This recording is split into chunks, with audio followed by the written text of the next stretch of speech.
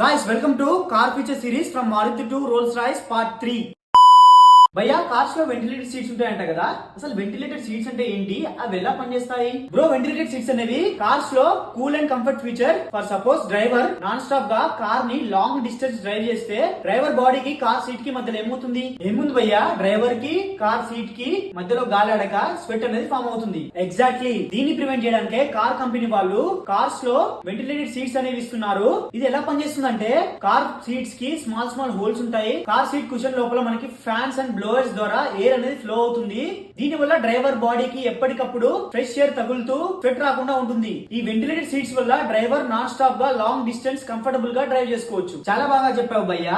ఈ ఫీచర్ అనేది ఇప్పుడున్న కార్స్ లో అవసరం అంటావా? అలాగే ఇప్పుడున్న కార్స్ లో ఏ కార్స్ లో ఈ ఫీచర్ ఉందో కొంచెం చెప్పొచ్చు కదా భయ్యా. ఈ వెంటిలేటెడ్ సీట్స్ అనేవి ఇప్పుడున్న కార్స్ లో ఖచ్చితంగా ఉండాలి. ఎందుకంటే ఇయర్ బై ఇయర్ సమ్మర్స్ లో టెంపరేచర్ అనేది చాలా ఎక్కువ అవుతుంది. దీని వల్ల స్వెట్టింగ్ అనేది చాలా త్వరగా వస్తుంది. ఒకవేళ మనకి అదే వెంటిలేటెడ్ సీట్స్ ఉంటే మనకి స్వెట్ అనేది రాకుండా కార్ క్యాబిన్ అనేది చాలా హైజీన్ గా ఉంటుంది. ఈ ఫీచర్ అనేది చాలా వరకు అన్ని కార్స్ లో టాప్ అండ్ మోడల్స్ లో అయితే ఇస్తున్నారు. మెయిన్ గా ఫీచర్ అనేది మనకి టాటా నెక్సాన్ లో, టాటా సఫారీలో, కియా సోనెట్ లో, టాటా పంచ్ ఈవీ లో, మారుతి సుజుకి XL6 లో ఈ ఫీచర్ అయితే ఇస్తున్నారు.